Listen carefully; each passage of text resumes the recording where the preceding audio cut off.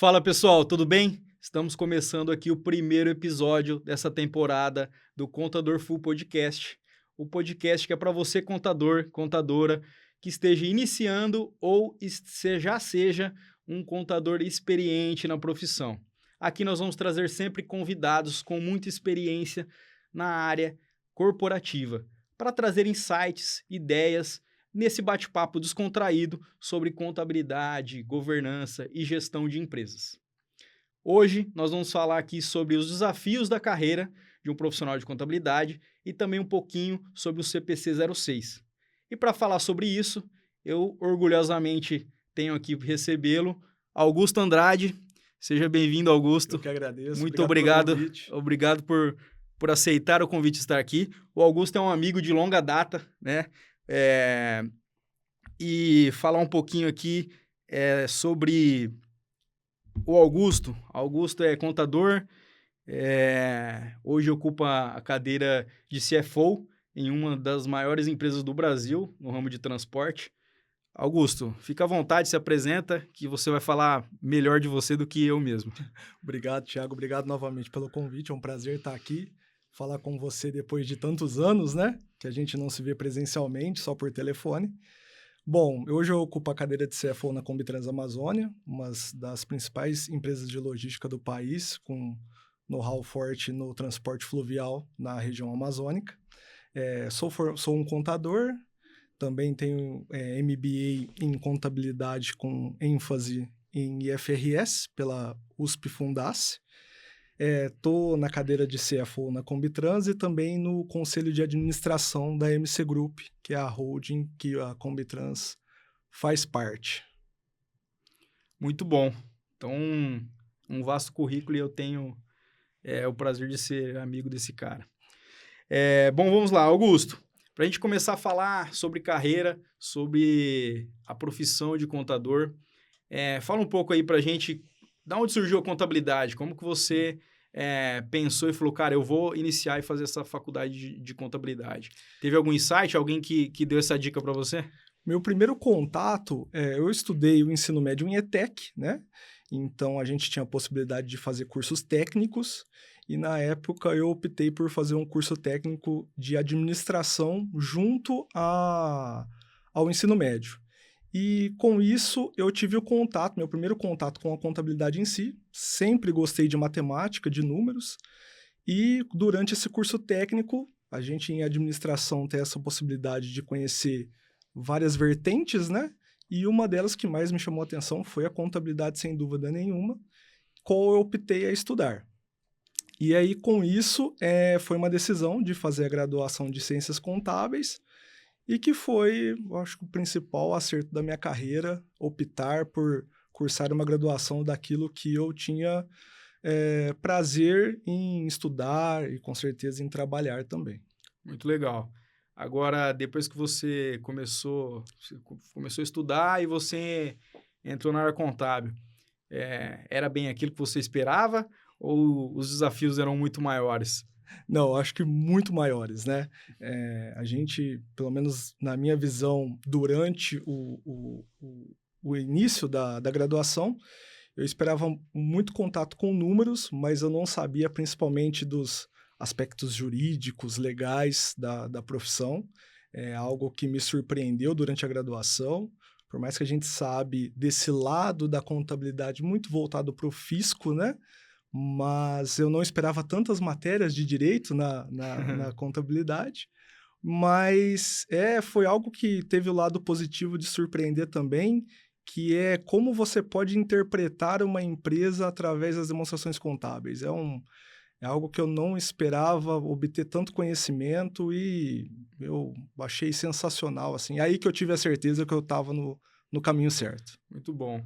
E a gente falando assim, parece que foi tudo fácil e simples, né? Eu lembro muito, nós já trabalhamos junto em 2011, né? Exato. E eu lembro muito que você tinha uma rotina puxada, né? E era um ponto de discussão na empresa, falar, cara, esse cara é dedicado, né? Como que foi passar por isso? Você que fazia viagens diárias, né? Como que era você sair cedinho lá, né, de Orlândia e vir para Ribeirão Preto. Conta um pouco pra gente aí. Sim. Então, eu, durante o curso de graduação, né, estudava em Ribeirão Preto, mas sou natural e hoje moro ainda em Orlândia, né? E para conseguir acessar a área, procurei oportunidades principalmente em Ribeirão Preto, que foi a oportunidade da gente trabalhar juntos. Só que era uma questão que pesa muito a questão da capacidade financeira, né? Venho de uma família bem simples e na época eu não tinha condições de solicitar aos meus pais para pagar um apartamento, para que pudesse morar, para estudar e procurar um emprego em Ribeirão Preto. Eu teria que vir para cá enquanto eu não tivesse uma possibilidade que fosse adequada, né, ao meu salário da época, eu teria que usar os meios que eu poderia. E com isso, qual que foi a minha decisão? Na época, a cidade onde eu moro ainda fornece ônibus universitários para os estudantes da cidade estudarem em cidades da região, inclusive Ribeirão Preto, que é o que eu já usava para vir estudar enquanto eu trabalhava em Orlândia. E aí, o que eu optei nessa época? Bom, eu vou com os ônibus de universitários pela manhã, então eu acordava 4h30 da manhã para pegar um ônibus às 5h15 da manhã, iria para Ribeirão Preto, fazia o percurso a pé da universidade até o escritório de contabilidade, trabalhava durante todo o dia. Então, vou te cortar um minutinho. Uhum. Você ia da Unip, né? Exatamente. Pra quem conhece Ribeirão Preto, exato. Fica próximo ali ao Ribeirão Shopping, até o Botânico, né? Exatamente. Uma época fitness da minha vida. E aí eu trabalhava durante todo o dia, retornava para a Unip no final do expediente, fazia o curso de graduação de Ciências Contábeis e retornava com os ônibus do universitário da noite, chegando em casa 00:30, por aí. Então foi uma época aí que eu devo ter passado de 6 meses a 9 meses aí, dormindo 4, 5 horas por dia. Aí usava o ônibus para isso também, né? Puxado. Exatamente, era bem puxado. Mas aí é que tá. É prazeroso. Eu gostava do que eu estava trabalhando e do que eu estava estudando. Então, logicamente, fisicamente, o final de semana você só queria descansar, basicamente, mas aquela sensação que estava valendo a pena. E, né, após a descrição do currículo dele, a gente tem a certeza de que valeu a pena. Sim, demais. E estamos só no começo, né? Quantos anos você tem, Augusto? Não lembro. Hoje, 33 anos. 33 anos. Então, isso já faz aproximadamente 13. 14 anos, Isso. 14, 13 anos. 14 anos. Bom, muito bom. Então, para você aí, contador, estudante de contabilidade, você está no início da sua carreira, que está passando por dificuldades e por desafios que, assim como o Augusto passou, e parece que eles não terminam. Então, não desista, continua focado, não deixe se abater e não ouça as pessoas que vão dizer para você, não, você é louco, cara, para com isso, que isso. Então, continua, foca, aplique, aproveite os momentos que você tem na sua carreira, no seu estudo, momentos onde que você vai agradecer no futuro por ter passado, porque isso vai formar o seu caráter, a sua posição, a sua postura como um profissional nos anos seguintes. Bom, se você fosse destacar três fatores que impulsionaram a sua carreira, você olha aí 14 anos de profissão, quase 15 anos de profissão, me fala aí 3 fatores que você entende que foram primordiais para que você estivesse hoje na cadeira aí como CFO em uma grande empresa. Sim. Eu acho que primeiro, a capacitação, né? Sem dúvida nenhuma, eu ter feito a graduação numa boa universidade avaliada no curso na época e ter cursado também um MBA numa ótima instituição na sequência faz toda a diferença. Acho que a capacitação técnica é importantíssima. Networking, a gente estava conversando há pouco, o prazer de ter conhecido tantas pessoas muito boas tecnicamente. O Thiago, para quem não sabe, foi basicamente meu professor na época. Então, meu primeiro contato com contabilidade foi com ele me instruindo. Então, eu tive o prazer de trabalhar com N pessoas que tinham uma ótima capacidade técnica e que eu conseguia absorver muito conhecimento. Acho que isso é primordial no início da carreira, você ter esse conhecimento na prática do que você estuda. E eu acho que o terceiro ponto é resiliência. A gente já passou aqui antes esse ponto.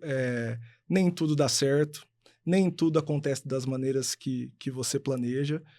Até um fato aqui que eu acabei me lembrando, até durante essa trajetória profissional, eu tive algumas decepções de até algumas empresas ou cargos que eu almejava entrar por algum momento e não consegui, por uma série de fatores. E você acha que talvez você não vai dar certo na carreira, talvez não é bem aquilo que você planejava como trajetória. E com resiliência, continuando se esforçando, continuando trabalhando, as coisas dão certo. Muito bom. Obrigado aí pelo professor, mas... E é pura verdade. Quem me conhece, quem nos conhece, né? Nós somos amigos nesses 15 anos aí. A gente se vê pouco, né? Presencialmente, fazia muito tempo que a gente não se via, não batia um papo. Mas a gente se fala...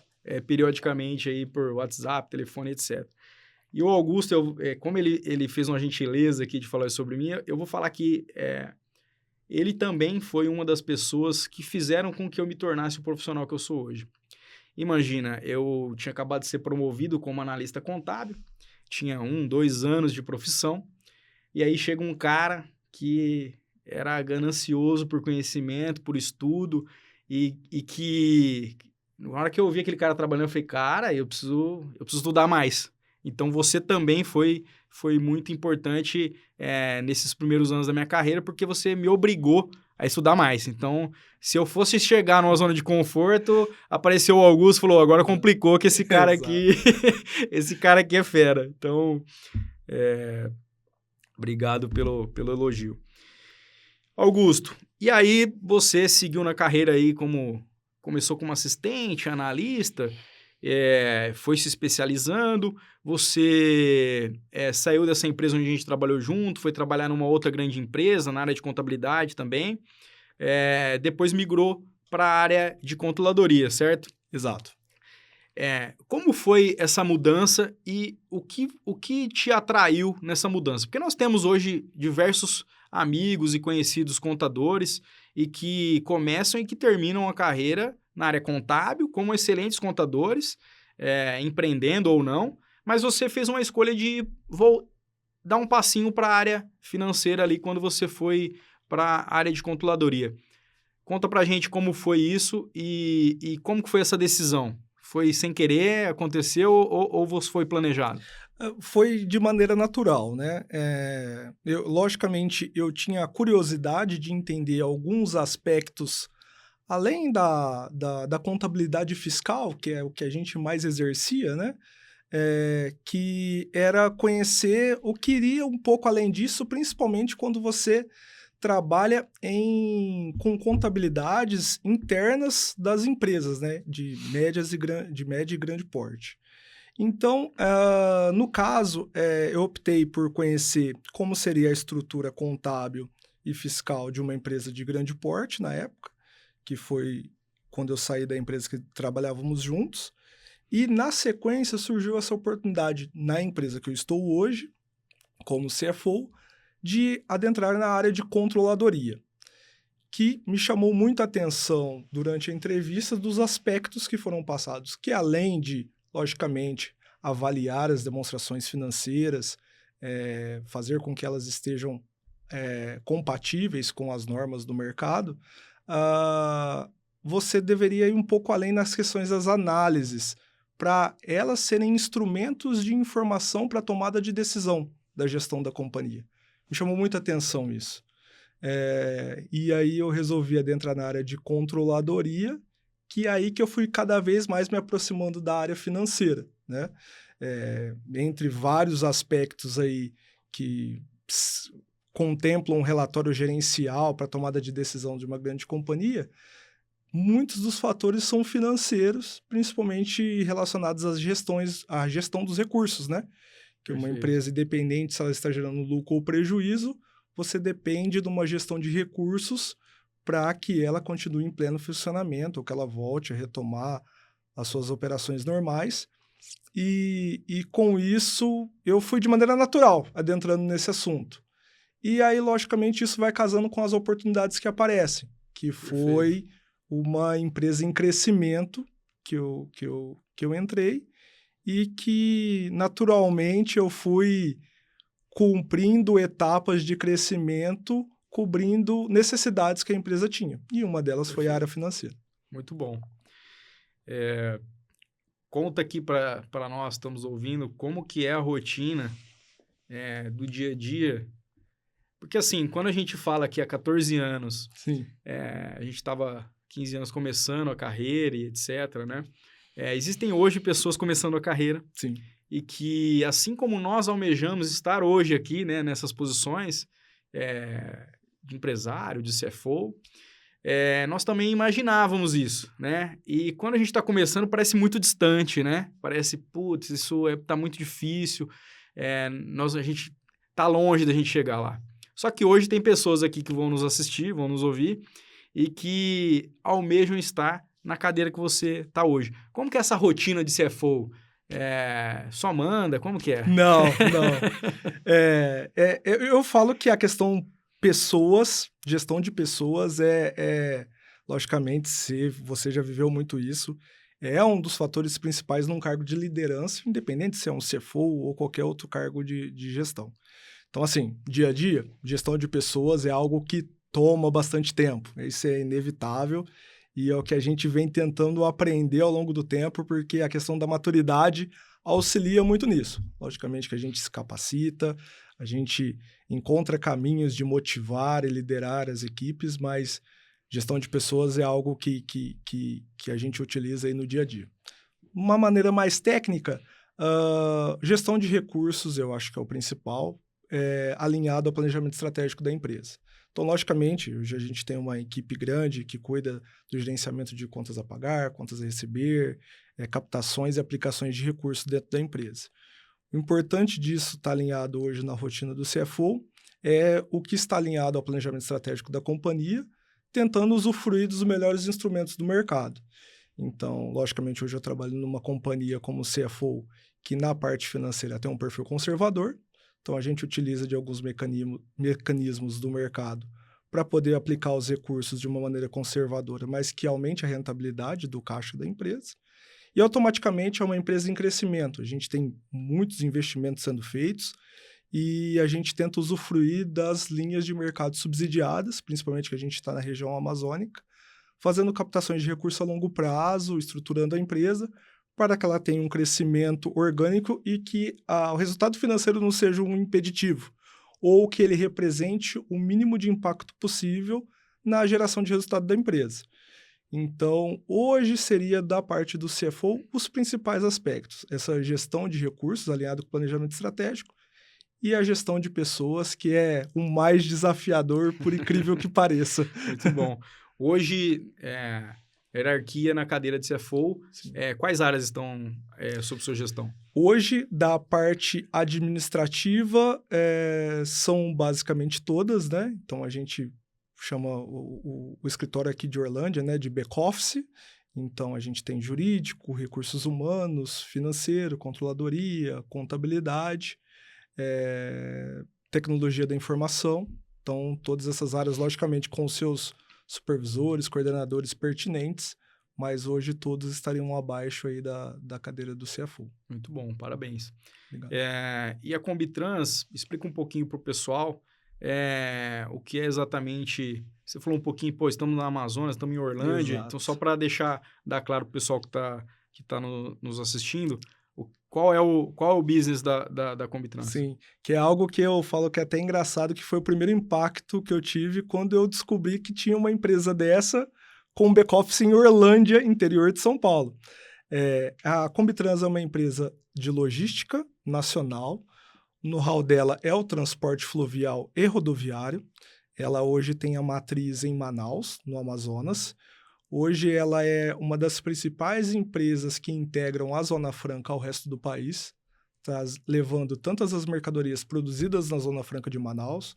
Aí a gente fala principalmente de motocicletas. A maior indústria da Zona Franca de Manaus hoje é a Moto Honda, em que a maior parte do seu share de produção é transportada pela Combitrans, e também pelo abastecimento ali da região do Amazonas e de Roraima, levando alimentos, produtos de higiene e limpeza, insumos e matérias-primas para as indústrias de lá. Então, hoje, o know-how principal do transporte fluvial e rodoviário com uma inovação. Lá, o transporte fluvial hoje é feito, tradicionalmente era feito, né, pela cabotagem, navios com containers, ou eles chamam de transporte em balsas carreteiras, que é transportar numa balsa uma carreta, semelhante à travessia Santos-Guarujá, aqui, para nós que somos de São Paulo. E a Combitrans inovou com um estilo de embarcação chamado SW, vem de Swimming Warehouse, que seria um armazém flutuante. Eu não dependo de um container, eu não dependo de uma carreta. Eu verticalizo essas mercadorias como se ela estivesse num armazém terrestre, só que esse armazém navega. Muito e aí, bom. com isso, a gente otimiza os equipamentos dos clientes e, com saídas diárias, a gente consegue atender plenamente as maiores empresas ali da região. Muito bom, parabéns. Uma área muito peculiar, diferente, sim. né, do que a gente está acostumado a ver no dia a dia. Sim. E que, além do transporte, né, da logística, a importância que tem esse trabalho nas áreas mais remotas, né? Então, nós estamos no Sudeste aqui, no Sul, estamos acostumados a pega o carro, vai para tal lugar, né? Tem uma passagem aérea, tem uma passagem rodoviária e tá tudo certo, né? E a gente reclama, né, de ir de carro. Só que, né, o Brasil é um país continental e existem ainda áreas remotas onde só é possível chegar via transporte fluvial. E foi até um bom ponto você falar, Brasil, um país continental, às vezes, por a gente não ter esse contato diário, a gente perde essa noção dessa grandeza. Hoje, os trechos que a Combitrans atende são o trecho entre Manaus e Belém, que a partir de Belém você tem uma estrutura rodoviária capaz de escoar essas mercadorias. Essa navegação de Manaus a Belém é de 5 a 7 dias. Caramba. É bem distante. A gente está falando aqui de 1.700 quilômetros de navegação.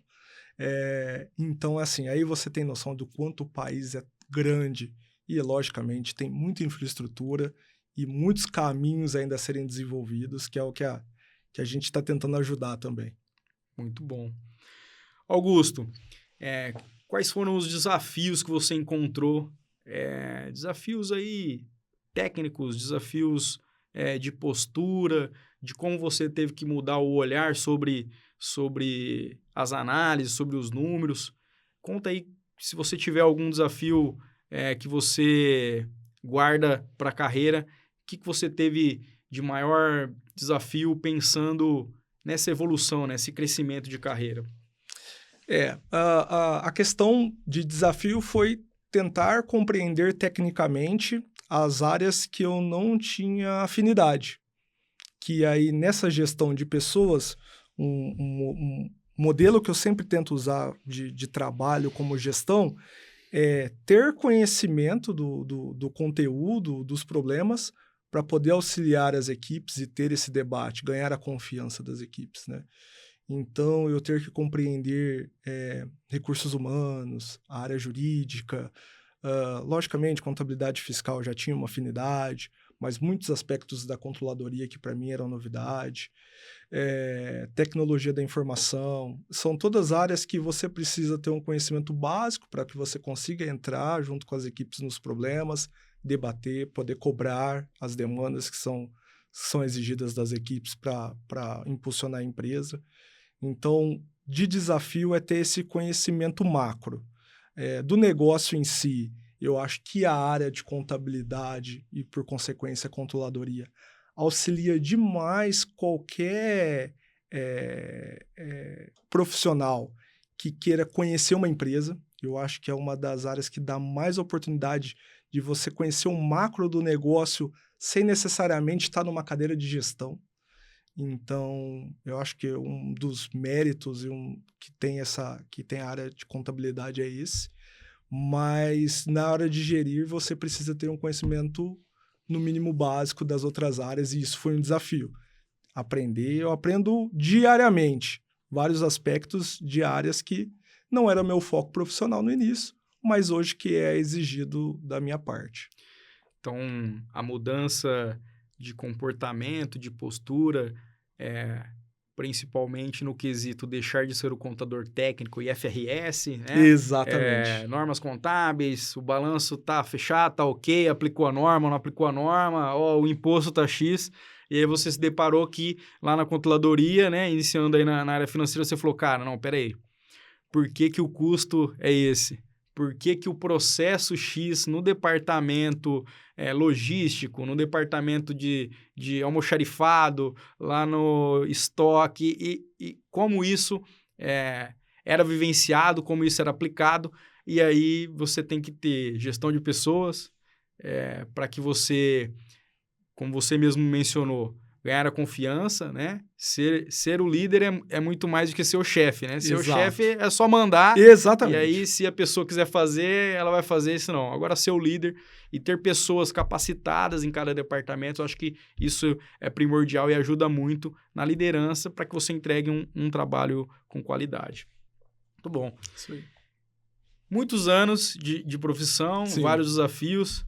Tem alguma peculiaridade, algum acontecimento nessa sua carreira que você, se alguém te pergunta, você sempre lembra, engraçado, para a gente descontrair aqui e passar para o pessoal que acontece com todo mundo, né? Sim. Coisas engraçadas. Tem alguma coisa que você se lembra aí que foi muito engraçada, inusitada, ou que fala, cara, eu não acreditei que aconteceu isso e tal. Qual passagem você tem na sua carreira? Não, eu tava me lembrando aqui de vários momentos, assim, engraçados que a gente já teve aqui. Desde, assim, todo mundo aqui começou do início, né? Parece uma redundância, mas ninguém aqui começou numa cadeira de gestão, num super salário, Exato. Nada do tipo. Então, a gente estava até conversando aqui antes. Eu tinha por um tempo, assim, eu não tinha veículo em Ribeirão Preto, mas depois de um tempo eu tinha uma moto, que é equivalente hoje a uma Honda Bis, mas de uma qualidade meio duvidosa, né? A gente não vai falar a marca aqui. Mas, quando era possível, sempre podia dar uma carona para alguém que precisasse ali. Tinha um companheiro nosso da área fiscal que estudávamos, acho que na mesma faculdade na época, e resolvi dar uma carona numa moto dessa, 2 pessoas de 1,90 m, por volta de 90 quilos, numa moto menos de 100 cilindradas. Fatos muito engraçados que a gente teve, que a gente já presenciou. Eu cheguei a ver isso um dia, viu? Exato. Não, e aí tem... E quando você fala que ela é de uma qualidade duvidosa, eu discordo. O motor dela era muito bom. Pra aguentar, é verdade.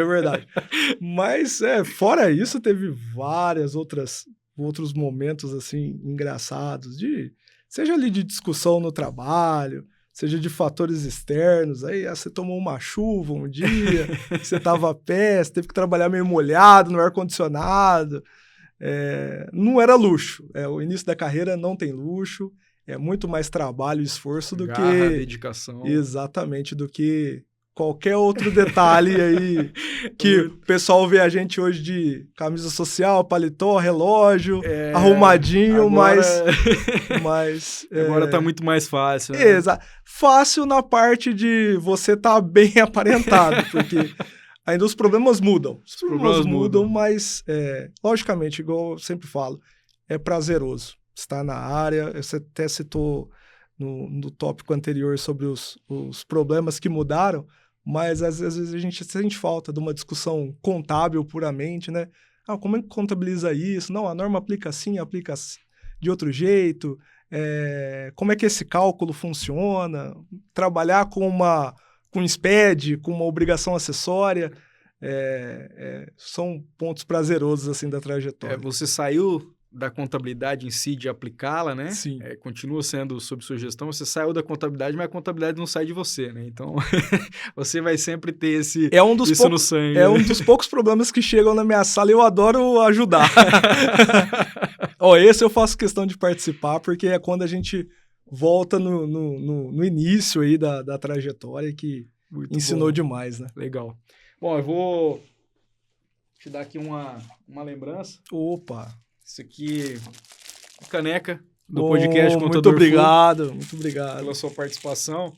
Bonito demais. É só um pequeno item aí para... Deixar na minha mesa lá. Opa, aí sim. Bate uma foto e marca a gente. Usar diariamente, pode deixar, pode deixar. Bom, Augusto, vamos entrar um pouquinho na área mais técnica, quando a gente já começou a falar, né? Sim.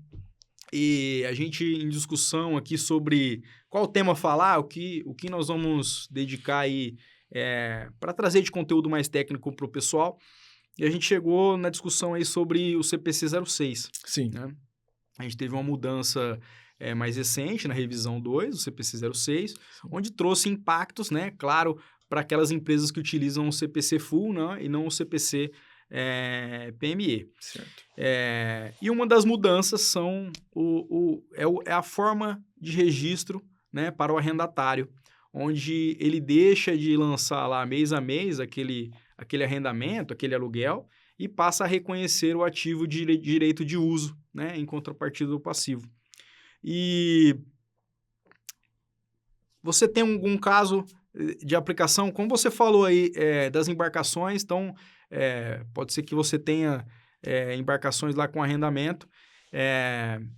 Como foi essa mudança e aplicá-la de fato aí no dia a dia da empresa? Sim, a gente teve esse impacto, já há algumas demonstrações financeiras, hoje a Combitrans é auditada por uma Big Four, então a gente segue o CPC, né, as normas, de maneira full, por ser uma empresa de grande porte, e no caso do CPC 06 não foi com as embarcações, porque a maioria são próprias, as que são alugadas são contratos de até 1 ano, que não se aplicaria ao reconhecimento do CPC 06, mas aí a gente teve que se adequar à questão dos arrendamentos das áreas portuárias. Hoje a Combitrans, ela utiliza algumas áreas que são chamadas de TUPs, Terminal de Uso Privado, que áreas portuárias que não pertencem ao governo, como o Porto de Santos, que fazem essas licitações, né, para uso a longo prazo. São de proprietários que têm licenças da ANTAQ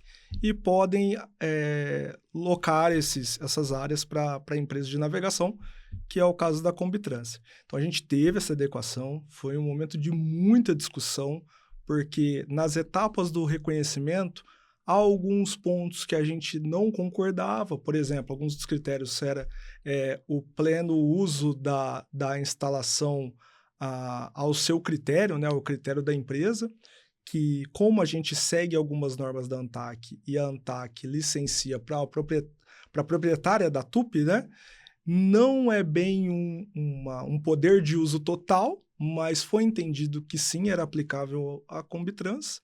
E também a questão do prazo. Os contratos são de prazos longos, mas eles têm possibilidades de rescisão. Então ficava numa dúvida, eu reconheço um ativo tanto de longo prazo com valor relevante, porém ele existe uma capacidade de ser rescindido a qualquer momento ou num curto espaço. Então houveram várias discussões junto com a auditoria externa, porém optou-se pelo reconhecimento, que impactou de maneira relevante assim, nas demonstrações.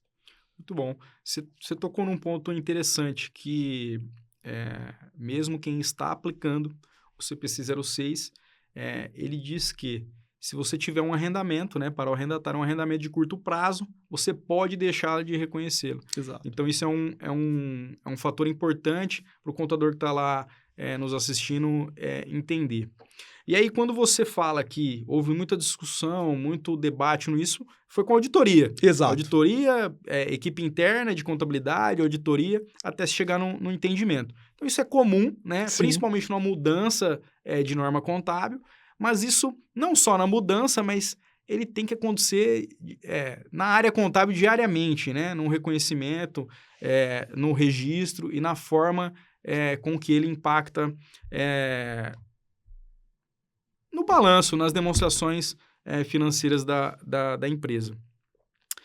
Quais foram as dificuldades assim que você encontrou? Porque, vamos lá, né? Você na cadeira de CFO, e a contabilidade tem uma isonomia, né? Sendo bom ou ruim para a empresa, você tem que aplicar. Exatamente. Né? E aí entra um quesito e fala, cara, eu vou aplicar isso aí, vai ser bom, vai ser ruim, etc. Quais foram os desafios e pontos que você falou? Bom, precisamos aplicar, é a norma. Eu tenho uma auditoria que vai bater o martelo aqui se eu estou aplicando ou não corretamente essa norma. Quais foram os desafios encontrados para que você, como um gestor da área de finanças, você tem lá seus parceiros, né, instituições financeiras, etc., e de um ano para o outro mudar significativamente a forma de registro e o impacto desse número nas demonstrações? Não, então, primeiramente, até num cargo de gestão, você é cobrado por resultado. Então, qual que é o principal receio numa mudança de norma? O impacto no resultado da companhia apurado até então pelo método anterior. E foi o que a gente trabalhou bastante ali para entender, fazendo algumas simulações, porque a partir do momento que a gente muda o método de reconhecer, ao invés da despesa de aluguel, né, no caso, de arrendamento, para trocar por uma depreciação pelo reconhecimento do ativo, e os juros que seria equivalente àquele passivo que você também reconheceu, teve um impacto, logicamente, temporal no resultado. E com isso, era uma principal preocupação nossa, até a gente entender quais seriam o método correto de aplicação do cálculo e também o desenvolvimento da taxa, que traria o valor presente do ativo e que calcularia os juros do passivo. Tivemos essas dificuldades para chegar nesse cálculo. Após isso, apuramos uma diferença no resultado, mas que, no nosso caso, não foi tão relevante pelo resultado que já trazia a demonstração, mas houve uma mudança, sim. E também demonstrar e explicar para as instituições financeiras o que era aquele novo ativo e passivo tão relevante no nosso balanço. Surgiu, né? Exatamente. São contratos de 30, 40 anos. Então, a partir do momento que a gente reconheceu isso, mesmo trazendo a valor presente, passou-se de não existir no balanço a ser o segundo ou terceiro maior grupo do ativo ou do passivo. Então, isso foi muito relevante de explicar. Logicamente, a gente entende a mudança na norma e o reconhecimento, que é realmente um direito de uso da companhia importante, onde acontecem as operações. Logicamente, você tem um compromisso ali a longo prazo. Tirando as discussões contratuais e jurídicas, que é o que levou ao reconhecimento ou não da norma, é sim um aspecto importante e relevante numa companhia para ser demonstrado. A maioria das empresas, isso vai se adequar a questões de leasing ou arrendamento financeiro, que são processos básicos de compras de equipamentos, que seriam itens que, na verdade, já eram para estar nos ativos. Então, isso não impacta de maneira geral muitas companhias, mas na Combitrans foi algo que mudou totalmente o aspecto das demonstrações financeiras. Então, para o pessoal de casa entender melhor isso, imagina que a alteração de uma norma causa um impacto tão relevante, né? No seu caso, você não trouxe impacto tão relevante no resultado, mas, porém, quando você analisou lá o total dos ativos, total do passivo, total do seu ativo não circulante, esse número surgiu. E aí a gente entra no aspecto de quê? De que o contador, o gestor financeiro, ele precisa sim saber interpretar esse número. E aí, colocar na nota explicativa, colocar num relatório de administração, que aquela mudança e aquele impacto foi sofrido devido a uma mudança de critério, né, estabelecida pelo Comitê de Pronunciamentos Contábeis, que é reflexo das normas internacionais. Exatamente. Então, veja que muitas vezes a gente fica falando de técnica contábil, onde é o débito e crédito, etc., mas vai muito além de onde simplesmente estamos registrando. Antes lançava direto na despesa. Não, agora a gente lança um direito de uso no ativo, contrapartida do passivo, calcula-se uma taxa e no CPC 06, eu particularmente acho que o mais delicado e o mais sensível é a aplicação da taxa. Sim. Qual a taxa usar, como ser conservador, sendo, de fato, transmitindo aquele valor e aquela posição patrimonial de forma segura para o leitor, para os gestores, né, da companhia, para os acionistas, sócios e também para o mercado. Então, isso mostra que, além de simplesmente entender a norma, alterou, agora eu contabilizo X e Y, é que nós contadores, quando ficamos sabendo que tem uma alteração, então nós estamos aí em iminência de uma alteração em 2027, que é o IFRS 18, né? E isso vai ser também uma coisa de louco, uma mudança, forma de leitura, mas principalmente operacional. Então, aspectos de onde registra, o impacto desse registro de forma diferente. Então, o IFRS 18 ele traz alterações nas demonstrações financeiras para empresas que utilizam o Full CPC, empresas de grande porte.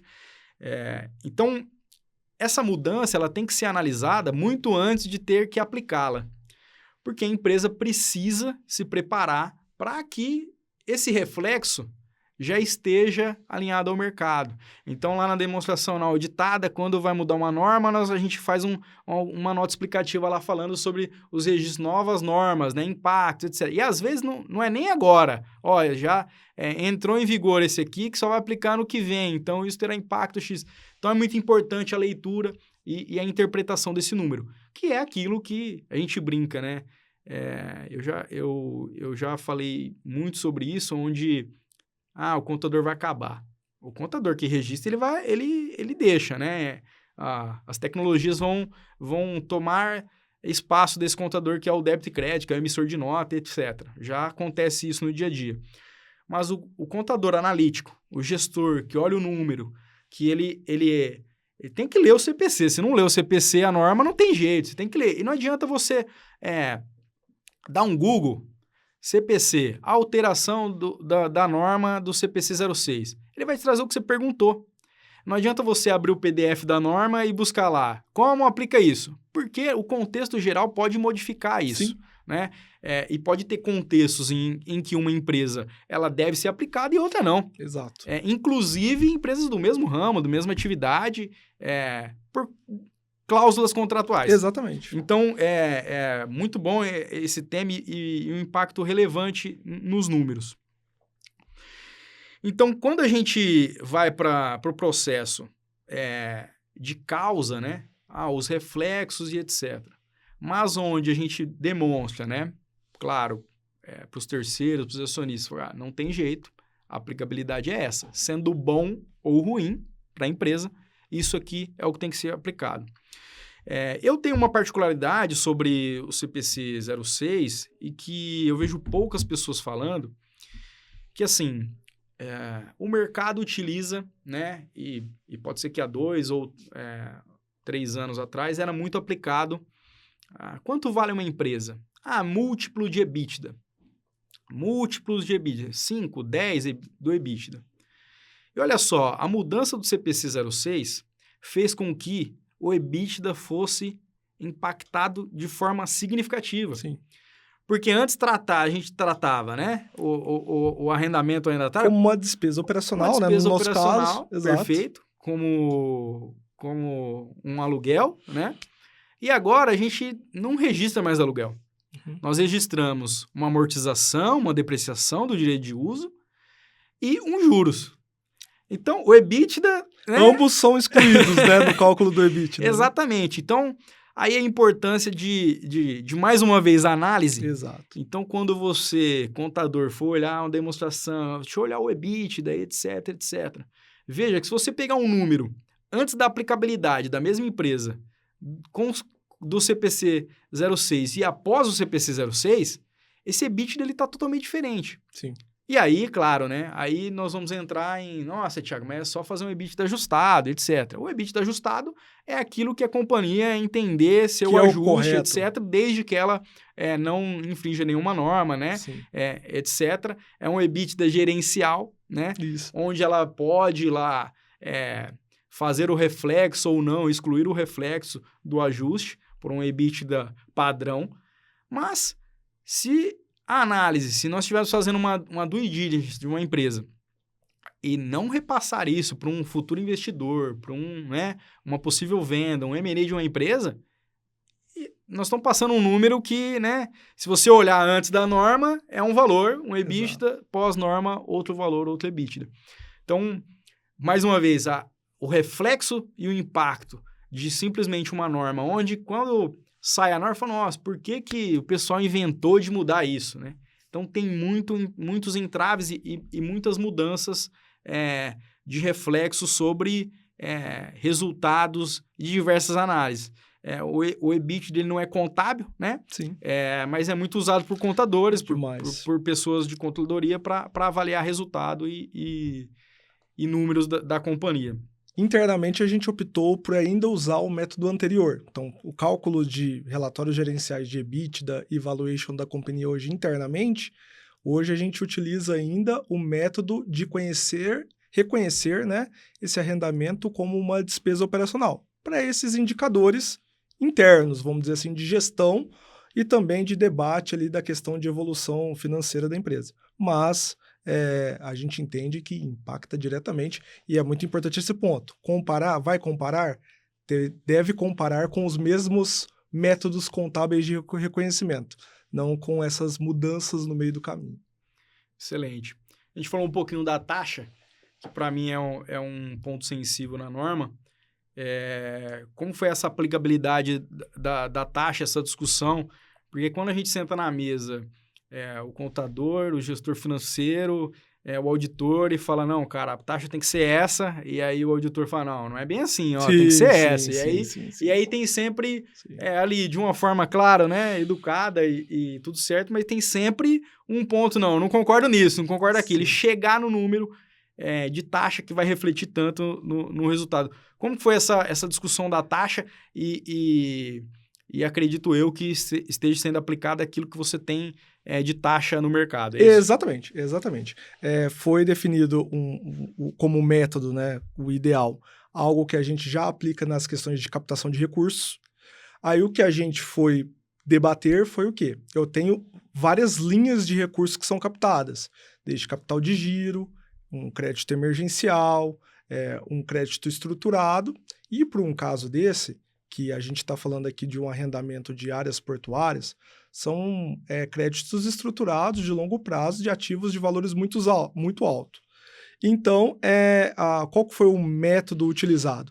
Qual que era a linha de captação que a gente já tinha utilizado para ativos de longo prazo, que seria a durabilidade desse mesmo tipo de bem. E com isso a gente utilizou as taxas que a gente já tem contratado de créditos estruturados, de ativos de longo prazo, e essa taxa foi aplicada para fazer esse reconhecimento do valor presente e também do reconhecimento dos juros, né, desse passivo.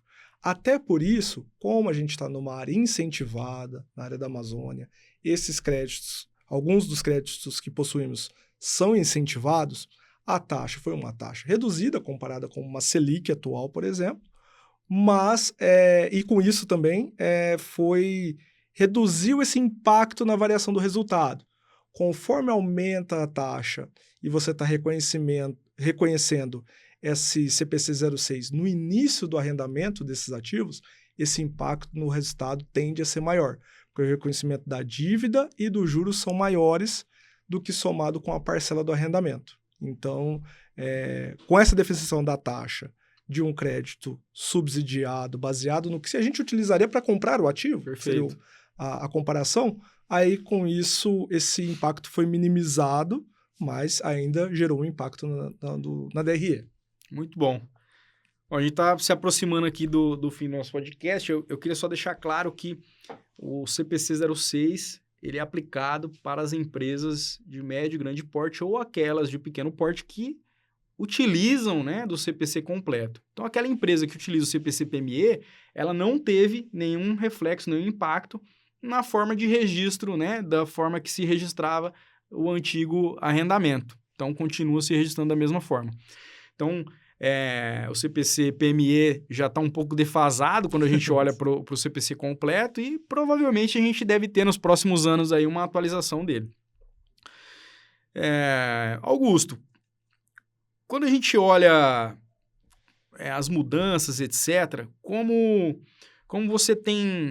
você, né, sendo o cabeça aí da gestão financeira, contábil, tributária, como você está visualizando o impacto da reforma tributária, não só na sua companhia, mas no país? O que você entende está melhorando, está piorando, está aumentando, está diminuindo? Como você tem visto essas mudanças? Aí tem a questão da intenção, né, da reforma e o real funcionamento dela. Então, assim, a reforma tributária já era algo necessário no país. A gente que convive com a área contábil, fiscal, entende a complexidade que é a questão tributária no país. Então, ela viria com a intenção de 2 aspectos: simplificar a apuração dos tributos e também reduzir a carga tributária. Seriam 2 aspectos importantíssimos. Reduzir a carga tributária a gente já sabe que não, né? Principalmente no nosso caso logístico, a gente já sabe que vai ter um aumento da carga tributária. Então, uma das finalidades dela já, vamos dizer, se perdeu pelo caminho. E cada vez que abrem exceções da reforma tributária, aumenta-se a carga tributária por restante dos contribuintes. E vamos ver muitas leis complementares, vários poréns e várias nuances diferentes, devido a setores serem fortes no mercado e etc. Exatamente. Preocupa a gente sobre isso. O impacto na carga tributária aumentando, isso faz com que aumente o preço, lógico. Exatamente. E o maior impactado é o consumidor final. O desafio disso, como gestor lá no tributário, né, equipe tributária, que ela vai ter que, por vários anos, apurar um pedacinho assim e um pedacinho assado. Você entende que você vai precisar necessariamente contratar mais pessoas, inflar o time, buscar pessoas direcionar pessoas da equipe para esse estudo? Como que você está visualizando isso? Sim, com certeza. Por quê? Que era o segundo aspecto que eu ia tratar, que a parte da simplificação. Após a implementação total da reforma tributária, pode ser que sim, ela venha para facilitar a apuração dos tributos. Porém, a gente vai ter um período de transição aí que vai impactar diretamente na rotina, porque você vai ter 2 métodos tributários sendo tratados diariamente. E com certeza eu vejo que vai ter que ter reforço nas equipes, em todas as companhias, e também que eu acho que abre um espaço de oportunidades. Muitas empresas vão se destacar ou vão procurar destaques que consigam compreender essa nuance de estar por dentro da reforma tributária e não deixar o cálculo do método atual se perder, principalmente nessa questão de participação, de percentual de participação perante as apurações. Então, assim, eu acho assim, aqueles profissionais que estavam acomodados com o mesmo método precisam se atualizar e automaticamente vão surgir oportunidades para aqueles que estejam compreendendo essas nuances, essas mudanças, não deixarem as empresas terem problemas aí tributários com esse período de transição, e vão surgir oportunidades para profissionais dessa área. Bacana. Augusto, se você tem alguma mensagem que você queria deixar aí, principalmente para quem está olhando e falando, nossa, cara, eu quero daqui 5 anos tá na cadeira de CFO, ser um controller, ser um gerente de contabilidade, ter o meu escritório de contabilidade, ser um empresário, ser um consultor. Qual a palavra que você gostaria de deixar para esse pessoal que está começando, ou que não esteja começando, mas está passando por uma mudança na carreira? Sim. Eu acho que assim, o início, que é o que ajudou a estruturar a minha carreira, obter conhecimento. Então, se você gosta da área, ou já trabalha na área, ou já estuda na área, obter conhecimento tanto teórico quanto prático. Eu acho assim, você se capacitar, mas também tentar se inserir na área se você não está. Às vezes uma pessoa estuda ciências contábeis, quer trabalhar na área, mas está esperando uma oportunidade de um salário maior do que ela já tem hoje em outra área. Tenta entrar na área, mesmo que seja um passo para trás agora. Eu acho que foi um fator primordial para mim no início da carreira. Acho que pressa não pode ser... Vejo que a gente tô tendo contato com uma geração nova que tudo é muito imediato, tudo é para ontem, um crescimento de carreira muito rápido, não precisa ter essa pressa. Logicamente, eu tive um crescimento na carreira relativamente rápido, mas muitos degraus, obstáculos foram percorridos, aí muitos caminhos foram percorridos durante a trajetória. Então, calma, resiliência. Eu acho que se você tiver com um network bom, tendo a capacidade técnica, sendo resiliente nos problemas e nos desafios da carreira, e tendo essa calma, sabendo que cargos de gestão maiores faz parte da maturidade de um profissional, não simplesmente alguém te colocar naquela cadeira, eu acho que você tem tudo para estruturar um bom caminho aí de carreira profissional. Um degrau de cada vez. Exatamente. Degrau a degrau. Isso aí. Os degraus, eles alguns são maiores e você Sim. passa mais tempo nele. Sim. E os primeiros são os principais, né? Então, faça uma base boa, aprende a lançar nota, aprende o débito e crédito, né? Usa a ferramenta, o RP, o software que você tiver, onde você estiver trabalhando, para você aprender o débito e crédito de uma forma mais simples, não tão maçante quanto foi, né, o nosso caso, né? Sim. Não parece, mas o Augusto lançou muito extrato à mão, viu? Exatamente. Extratos grandes, viu? Então, é um passo de cada vez, né? Tem sim que pensar na evolução, colocar uma meta, direcioná-la, mas, né, tem que ter esse pé no chão. E acho que o network, o bate-papo com pessoas que já alcançaram, já chegaram onde você almeja chegar, acho que é o principal. A experiência que ele tem, ele pode facilitar e reduzir esse tempo em cada degrau que você vai ficar. Demais. Muito bom. Augusto,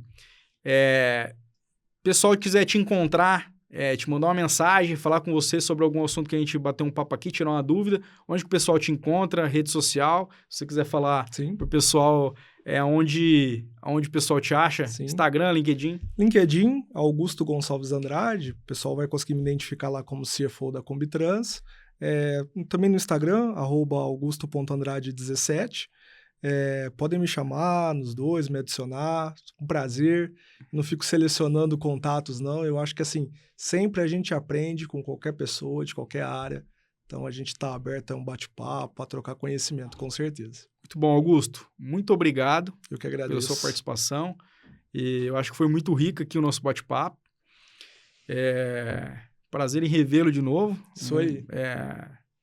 Precisa pagar aquele churrasco que você está devendo pra gente, para mim e para outros amigos. Faz um tempo, mas eu vou pagar ainda. Obrigado. Eu que agradeço. Tamo junto. Bom, pessoal, estamos chegando ao final do primeiro episódio do Contador Full Podcast. Recebi aqui Augusto Andrade, um amigo. Espero que tenhamos trago conteúdos valiosos para que vocês recebam e aprimorem a técnica contábil e também a postura e gestão pessoal. Se você ainda não está seguindo no canal, clica aí no YouTube, passa a nos seguir, ative o sininho para que você receba notificações dos próximos episódios. Um abraço e até mais.